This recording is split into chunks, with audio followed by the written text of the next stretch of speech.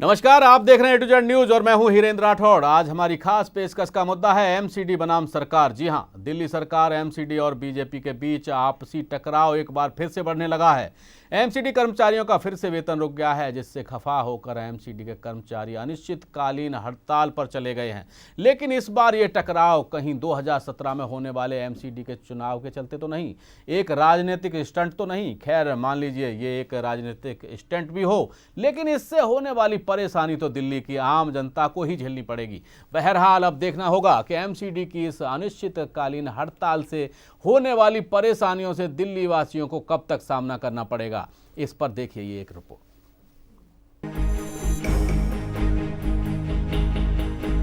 दिल्ली सरकार और एमसीडी में एक बार फिर से टकराव पैदा हो गया है, जिसका सीधा असर दिल्ली की जनता पर पड़ता दिखाई दे रहा है। ये टकराव कोई नया नहीं है। आपको बता दें, निगम के कर्मचारी इससे पहले भी वेतन न मिलने के चलते हड़ताल पर जा चुके हैं और एक बार फिर से नगर निगम के सभी कर्मचारी हड़ताल पर चले गए हैं। इस हड़ताल में डॉक्टर, इंजीनियर, नर्स, सफाई कर्मचारी और दूसरे विभागों की 20 एसोसिएशन शामिल हैं। इन सभी को पिछले 2 महीने से वेतन नहीं मिला है। हड़ताल के चलते नगर निगम के स्कूलों और अस्पतालों के कामकाज पर असर पड़ना लाजमी है। उधर बीजेपी का कहना है कि दिल्ली की सत्ता में विराजमान आप सरकार दिल्ली नगर निगम के लिए चौथे वित्त आयोग की सिफारिश लागू क्यों नहीं कर रही है। दिल्ली सरकार को निगम के लिए फिलहाल तीसरे वित्त आयोग के तहत 3000 करोड़ रुपए का फंड मिलता है, जबकि चौथे वित्त आयोग के तहत दिल्ली सरकार को निगम के लिए 6000 करोड़ का फंड मिलेगा, जिसके बाद नगर निगम के कर्मचारियों को वेतन देने में कोई परेशानी नहीं होगी। बीजेपी का ये भी आरोप है कि क्या राजनीतिक द्वेष के चलते आप सरकार भी शीला दीक्षित सरकार की तरह चौथे वित्त आयोग की सिफारिशों को लागू नहीं कर रही है। वहीं बीजेपी की ये भी मांग है कि दिल्ली नगर निगम के कमिश्नर के बजाय निगम के मेयर से फंड के बारे में बात करें। वहीं दिल्ली सरकार का कहना है कि दिल्ली नगर निगम को पहले ही सरकार ने सभी फंड दे दिए हैं, फिर भी निगम की आर्थिक हालत नहीं सुधरी, जिसके चलते आप सरकार ने दिल्ली की तीनों नगर निगमों के खाते की जांच के आदेश दिए हैं। दिल्ली के डिप्टी सीएम मनीष सिसोदिया ने आदेश जारी कर वरिष्ठ आईएएस ऑफिसर ए अंबारसू की अध्यक्षता में एक समिति का गठन किया है, जो 1 हफ्ते में जांच रिपोर्ट देगी। वहीं दिल्ली सरकार एमसीडी और बीजेपी के बीच आपसी टकराव एक बार फिर से बढ़ने लगा है, लेकिन इस बार ये टकराव कहीं 2017 में होने वाले एमसीडी चुनाव के चलते एक राजनीतिक स्टंट तो नहीं। खैर, मान लीजिए ये एक राजनीतिक स्टंट भी हो, लेकिन इससे होने वाली परेशानी तो दिल्ली की आम जनता को ही झेलनी पड़ेगी। बहरहाल अब देखना होगा कि एमसीडी की इस अनिश्चितकालीन हड़ताल से होने वाली परेशानियों से दिल्ली वासियों को कब तक सामना करना पड़ेगा। Bureau report A to Z news. जी हां, नगर निगमों की आर्थिक बदहाली के चलते कहीं ना कहीं नगर निगम के कर्मचारियों को जो वेतन नहीं मिल रहा है, उससे उनके परिवारों को बड़ी समस्याओं का सामना करना पड़ रहा है।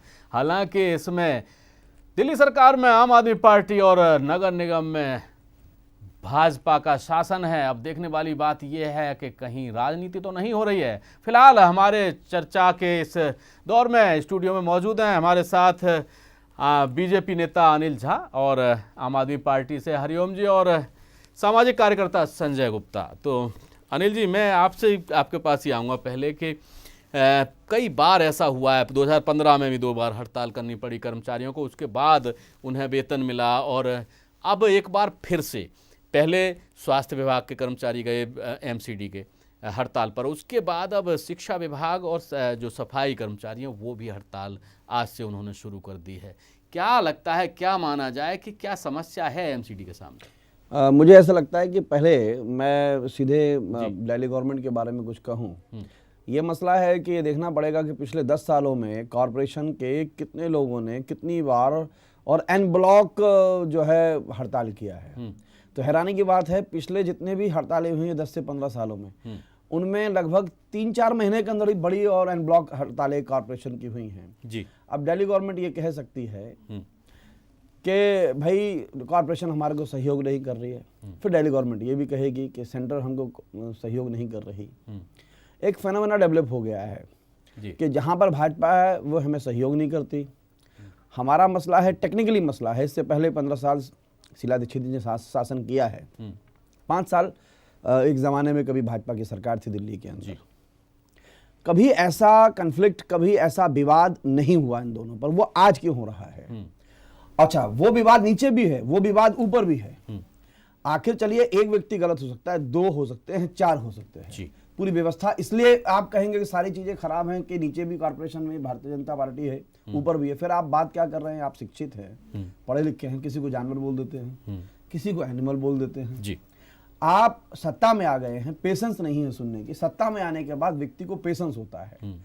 आप मूवमेंट्स हो करके आए हैं, हड़तालों से करके आए हैं, अगर हड़तालें अब आपके खिलाफ हो रही हैं तो उसको फेस करने का आपकी जिम्मेदारी होनी चाहिए। अच्छा, ये बताइए, तीनों के तीनों मेयर मान लीजिए एक टेक्निकल इशू पर हड़ताल कर रहे हैं, उनकी टेक्निकल इशू पर जो एक्सपर्ट्स हैं, टेक्नोक्रेट हैं, इंजीनियर्स भी हड़ताल पर हैं, मेडिकल प्रोफेशन के लोग भी हड़तालों पर हैं, सफाई कर्मचारी भी हड़ताल पर हैं। किस लिए? कि हमको जो तनख्वाह नहीं मिल रही पूरी, और हमको जो परमानेंट नहीं किया। एक और आप दिल्ली की प्रॉब्लम करने के बजाय सियासत करने के लिए हैदराबाद चले गए। दलित छात्र का बड़ा चिंतन हुआ आपको, आप पहुंच गए हैदराबाद।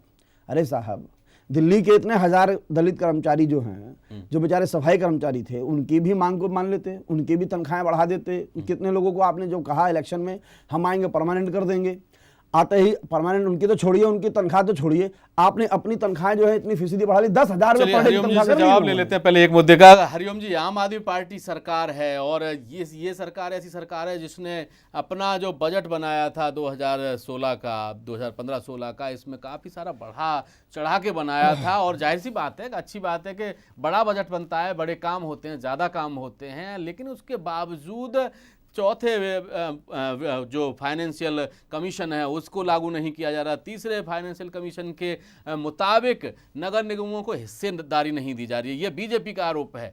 देखिए, कुल मिलाकर के भली भांति सबको मालूम है, जनता को पता है, जनता सब समझ रही है कि ये जो भी कार्रवाई जो भी चल रहा है, ये सब जो है राजनीति से प्रेरित है। क्योंकि आने वाले वक्त में चुनाव नजदीक हैं, एमसीडी के चुनाव आने वाले हैं, और इसमें सब लोग जानते हैं, जनता को पता है कि ना ही निगम पार्षद लोग हम लोग को सपोर्ट कर रहे हैं, सरकार के साथ सहयोग कर रहे हैं।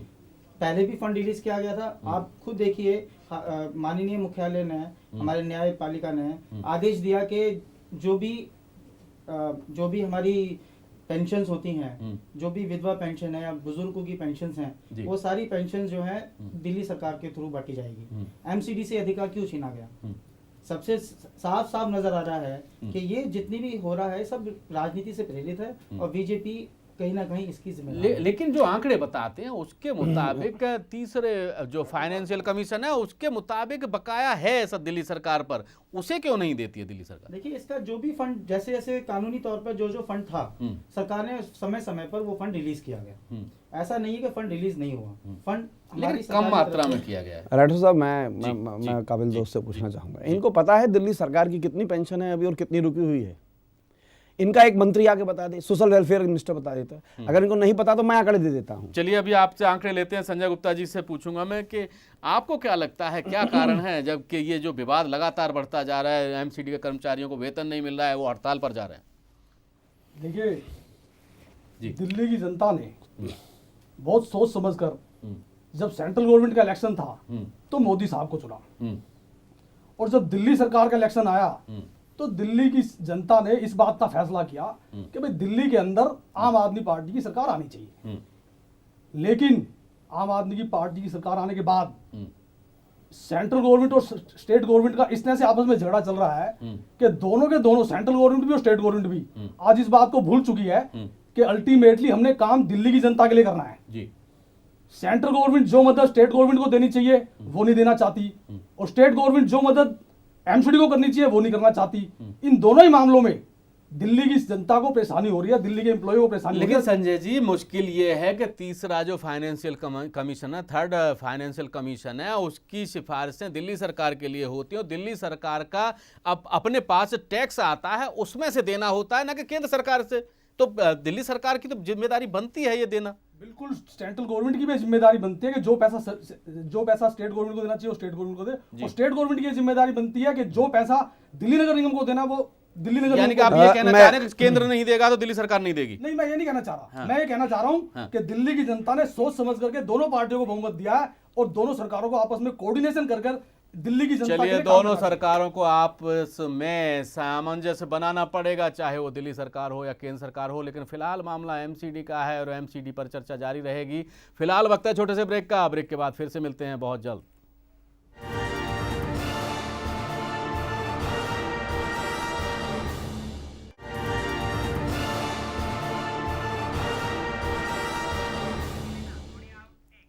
ब्रेक के बाद फिर से आपका स्वागत है। हमारी खास पेशकश एमसीडी बनाम सरकार। वहीं ग्राफिक्स के जरिए दिखाते हैं आपको कि बीजेपी ने केजरीवाल सरकार पर क्या आरोप लगाए। बीजेपी का केजरीवाल सरकार पर आरोप, चौथे वित्त आयोग की सिफारिश क्यों नहीं लागू? शीला सरकार की तरह आपका राजनीतिक द्वेष, चौथे वित्त आयोग से बढ़ेगा निगम का फंड, चौथे वित्त आयोग में दुगना फंड, निगम के कमिश्नर की बजाय मेयर से फंड मामले में हो चर्चा। दूसरी ओर केजरीवाल सरकार ने भी दिल्ली नगर निगम पर क्या आरोप लगाए हैं, वो भी आपको दिखाते हैं। केजरीवाल सरकार का निगम पर आरोप, तीनों निगमों का फंड पहले ही जारी किया जा चुका है, फिर भी निगम की आर्थिक हालत नहीं सुधरी। दिल्ली सरकार ने तीनों निगमों के खातों की जांच के आदेश दिए। जांच के लिए एक समिति का गठन किया गया। हड़ताल से दिल्ली वासियों को हो रही है परेशानी। जी हां, दोनों तरफ से आरोप प्रत्यारोपों का दौर जारी है, चाहे वो दिल्ली सरकार हो या दिल्ली नगर निगम। लगता है कि राजनीति और तेज होने वाली है। हरिओम जी, क्यों नहीं आप जारी करना चाहते हैं नगर निगम का फंड? देखिए, हमारी तरफ से ऑलरेडी फंड पहले भी जारी हुआ है, समय समय पर फंड जारी होता है। लेकिन सिर्फ ये आंदोलन जो ये लोग कर रहे हैं, ये राजनीति से प्रेरित है। इससे दिल्ली सरकार को ब्लैकमेल करने की कोशिश है और दिल्ली सरकार को ये बदनाम करना जा रहा है। इसमें साफ साफ जो है बीजेपी गवर्नमेंट का साफ साफ हाथ नजर आ रहा है इसमें। और यानी कि आप कहना चाहते हैं कि जो कर्मचारी फिलहाल वेतन नहीं मिलने की वजह से आंदोलन कर रहे हैं, हड़ताल कर रहे हैं, वो बीजेपी की चाल है और वो दिल्ली सरकार को बदनाम करना चाहते हैं। अनिल जी, मेरा ये कहना है कि इनको एक, मैं कह रहा हूँ, एक फोबिया है, एक अब दिल्ली की आम आदमी पार्टी सरकार को एक बीमारी सी हो गई है कि कुछ भी हो रहा है तो सेंट्रल गवर्नमेंट उसके अंदर जिम्मेदार है जी। मुझे तो कई बार ऐसा लगता है कि इनके घर में कोई फंक्शन भी होता है तो कहते हैं कि इसके लिए मोदी गवर्नमेंट जिम्मेदार है, और कुछ नहीं होता है तो कहते हैं उसके लिए भी मोदी गवर्नमेंट जिम्मेदार है। एक फिनोमेना डेवलप हो गया है। आखिर ये बताइए, केजरीवाल साहब का एक बहुत अच्छा जुमला है, किसी भी फंड की हम जांच कराएंगे। अच्छा, आप किस किस के फंड की जांच कराएंगे, उसका रिजल्ट क्या आ रहा है? आपने कहा कि एनडीपीएल, बीएसईएस, बिजली कंपनियों की जांच कराएंगे, जांच चल रही है। अब आप निगम के फंड खातों की जांच कराएंगे, वो जांच चल जाएगी। तब तक क्या होगा? चौथा वित्त आयोग आप वेतनमान का लागू नहीं कर रहे हैं। उसके बाद पॉलिटिकल एस्टेब्लिशमेंट का ढीला करना चाहते हैं। मेयर है, जो अपने एरिया का प्रथम नागरिक है, आप उससे बातचीत नहीं करेंगे कि साहब आपको फंड कितना चाहिए? जनता मेयर से पूछ रही है, हमारी पेंशनें लागू नहीं हो रही, कर्मचारियों को तनख्वाहें नहीं मिल रही, मेडिकल फैसिलिटीज नहीं मिल रही।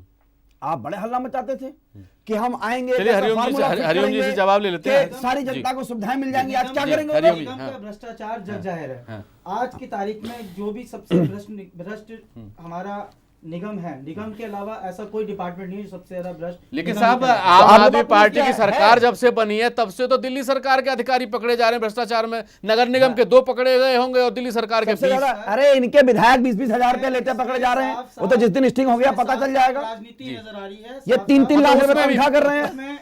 जो कर्मचारी पकड़े जा रहे हैं रिश्वत लेते हुए, उसमें भी राजनीति। सर, एसडीएम ऑफिस में एसडीएम, मैं माफी चाह रहा हूं सर, एसडीएम ऑफिस चलिए, आप स्टिंग करिए, जाति प्रमाण पत्र आपको 5,000 रुपए में बना के दे देते हैं जी। ये इनकी ईमानदारी है। संजय जी, क्या लगता है इसमें भी राजनीति हो रही है कि दिल्ली सरकार के अफसर ज्यादा पकड़े गए हैं रिश्वत लेते हुए और नगर निगम के कम पकड़े गए हैं? देखिए, रिश्वत लेते हुए क्या ज्यादा पकड़े गए? मैं नगर निगमों की हालत, दयनीय हालत क्यों है? आज उनके पास तनख्वाह देने के लिए पैसे क्यों नहीं है? दिल्ली नगर निगम के पास इतने डिपार्टमेंट्स हैं रेवेन्यू कलेक्ट करने के उन रेवेन्यू को कलेक्ट करने का जो सिस्टम होना चाहिए, वो सिस्टम ठीक ना होने के कारण निगम के पास सिर्फ 30% रेवेन्यू आ पाता है। 70% जैसे कि आप हाउस टैक्स ले लीजिए, जैसे कि आप तहबजारी ले लीजिए, जैसे कि आप एडवर्टीजमेंट को ले लीजिए। एडवर्टीजमेंट डिपार्टमेंट से एमसीडी को 82 करोड़ रुपए आते थे एडवर्टीजमेंट के, लेकिन ना तजुर्बेकार ऑफिसर्स की वजह से और ना तजुर्बेकार नेताओं की वजह से उस डिपार्टमेंट के टर्म्स एंड कंडीशन इस तरह के कर दे कि आज एडवर्टीजमेंट डिपार्टमेंट में कोई एडवर्टाइजर काम करने के लिए तैयार नहीं है। जो इनकम सन 2013 में और 12 में 82 करोड़ पहुंच गई थी 3 करोड़ से, आज वो रह गया कुल 4 करोड़ जी। एक तो दिल्ली नगर निगम की हालत खराब होने का सबसे बड़ा रीजन यह है कि दिल्ली नगर निगम में जो एक्सपीरियंस ऑफिसर्स हैं उनके पास कोई जिम्मेदारी नहीं है। दिल्ली नगर निगम के अंदर या तो दिल्ली सरकार के ऑफिसर्स आए हुए हैं या आए हुए हैं रेलवे के ऑफिसर्स आए हुए हैं या किसी और डिपार्टमेंट्स के आए हुए हैं। यानी डेपुटेशन पर आए हुए अधिकारियों की वजह से भी दिल्ली नगर निगम वो राठौर का साहब, हालत खराब हो रही है। इसमें भी बीजेपी का जो कि सत्ता में है नगर निगम में, वो तो कहीं नहीं नजर आती, उसकी कोई भूमिका नजर नहीं आती है। राठौर साहब, इसमें टेक्निकल इशू है, आपका केंद्र शासित राज्य है, ये तो करना ही पड़ेगा। ऑफिसर्स जो जहां से आएगा लाए जाएंगे, व्यवस्था है इस तरीके की। सर, ना तजुर्बेकार ऑफिसर्स होने की वजह से और ना तजुर्बेकार नेता होने की वजह से जो रेवेन्यू कलेक्ट करना चाहिए वो रेवेन्यू दिल्ली नगर निगम के पास नहीं है। और कार्यक्रम को आगे बढ़ाते हैं। दिल्ली नगर निगम के कर्मचारी 3 प्रमुख मांगों के साथ 3 दिन की हड़ताल पर हैं, जिसमें सैलरी का भुगतान, बकाया एरियर का भुगतान और एकीकरण, यानी कि तीनों नगर निगमों को एक किए जाने की मांग भी शामिल है।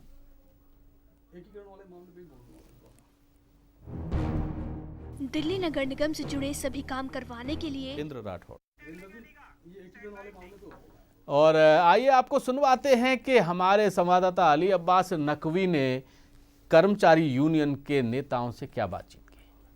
जंतर मंतर पे आज विरोध प्रदर्शन हो रहा है एमसीडी वालों का। और सर, हमारा प्रदर्शन आज 27 तारीख से हमने टोटल हड़ताल की डिक्लेरेशन की है और हड़ताल का पहला दिन हम यहाँ जंतर मंतर पर हजारों की संख्या में यहाँ खड़े हैं। अब हमारी खाली वेतन की लड़ाई नहीं है, हमें चाहिए तीनों कॉर्पोरेशन एक करो, हमारा एरियर दो, हमारा तनख्वाह समय पर 1 तारीख को सारे डिपार्टमेंटों का एक साथ रिलीज करो और कैशलेस मेडिकल कार्ड दो। साफ तौर पर कहना चाहेंगे उनकी जो मांग है केंद्र सरकार को देखनी चाहिए, अगर क्यों नहीं अभी तक दिल्ली सरकार मांग करे और दिल्ली सरकार को मांग करके कौन जल्दी चल उनकी मांगों को करे और वो लोग सब एक साथ काम पे फिर से आ जाएंगे। कॉर्पोरेशन संजय वर्मा के साथ मैं Abbas Naqvi, A to Z news, Delhi. जाहिर सी बात है कि नगर निगम के कर्मचारी अपनी मांगों से पीछे हटने के लिए तैयार नहीं हैं और उनकी तीनों मांगें जो वो कर रहे हैं वो जायज़ बता रहे हैं। अनिल जी, मैं आपसे जानना चाहूँगा कि एक मांग ये भी है नगर निगम के कर्मचारियों की कि तीनों नगर निगमों को फिर से एक कर दिया जाए ताकि जो खर्चा बढ़ा है वो तो कम से कम कटौती हो। नहीं, उस पर कोई दिक्कत भी नहीं है। अगर ये डिमांड है तो उस डिमांड पर कॉर्पोरेशन के लोग तो जो ध्यान देना चाहिए वो देंगे। जी, छोटी सी बात थी, मैं उस पर ध्यान दिलाना चाहूँगा। केजरीवाल गवर्नमेंट ने कहा कि हम फंड्स स्वास्थ्य पर सबसे ज़्यादा बढ़ा रहे हैं और एजुकेशन पर। जी, आप एक कर्मचारियों को कुछ छोटी सी डिमांड है, कैशलेस उनको इलाज होना चाहिए। एक तो वैसे इसमें अस्थायी कर्मचारी जाना है, 8-10 हज़ार रुपये तनख्वाह मिलती है, आपने अपनी तनख्वाहें तो बढ़ा ली, 10,000 रुपये पर डे की तनख्वाह कर ली आपने और उसको भेज दिया सेंट्रल गवर्नमेंट को। आप इनकी कैशलेस की मांग मान लेंगे, क्या फर्क पड़ता है? हरिओम जी, क्या फर्क पड़ता है कैशलेस की मांग मान लीजिए? जायज मांगे हैं उनकी मांगे जरूर, लेकिन आपकी सरकार कुछ कह नहीं रही है उनको। देखिए, सरकार समय पर सरकार भी कहेगी, सरकार यानी कभी इंतजार नहीं, अभी सरकार पे ये डिस्कशन चल रहा है विधायकों की हवाई जहाज की सालाना 30 टिकटें कैसे देंगे, एसी फर्स्ट की अटेंडेंट के साथ टिकटें कैसे देंगे तनख्वाह के साथ। चलिए, हम अब जो एकीकरण की मांग है, चुनावों में ये डिस्कशन इनका चल रहा है। हरिओम जी, एकीकरण के लिए तैयार हैं, तीनों नगर निगमों को एक करने के लिए तैयार है आम आदमी पार्टी। दिल्ली की भलाई के लिए जो भी कदम उठेंगे हम उसके साथ हाँ, और नामे भी बता सकते रहेंगे। हाँ, और नामे भी बता सकते। बिल्कुल तैयार है हम लोग, बिल्कुल तैयार है। क्या कहेंगे जी संजय जी? देखिए, दिल्ली नगर निगम को जब 3 विभागों में बांटा गया था तब सिर्फ एक श्रीमती शीला दीक्षित एक ऐसी लेडी थी जो ये चाहती थी कि दिल्ली को 3 विभागों में बांटा जाए, 3 हिस्सों में। इसके अलावा ना तो कांग्रेस के नेता चाहते थे, ना बीजेपी के नेता चाहते थे, ना कोई और पार्टी चाहती थी। दिल्ली को 3 विभागों में बांट करके सही कदम नहीं उठाया गया। और अब अगर एकीकरण किया जाता है तो इसका फार्मूला भी थोड़ा सा ठीक करना पड़ेगा कि जो पोस्ट कमिश्नर्स को दी गई है वो एडिशनल कमिश्नर्स हो जाए और जो मेयर है वो डिप्टी मेयर हो जाए। क्योंकि दिल्ली नगर निगम में पहले ही मेयर इन काउंसिल नहीं थी, तभी इनकी नहीं चलती थी, मेयर वगैरह की स्टैंडिंग कमेटी चेयरमैन वगैरह की। अब 3 करने के बाद तो बिल्कुल भी नहीं चलती कि जो काम इन्होंने करना है वो कर ही नहीं पाते। तो दिल्ली नगर निगम को एक हिस्से में हो जाना चाहिए, इसके 3 हिस्से सही नहीं है।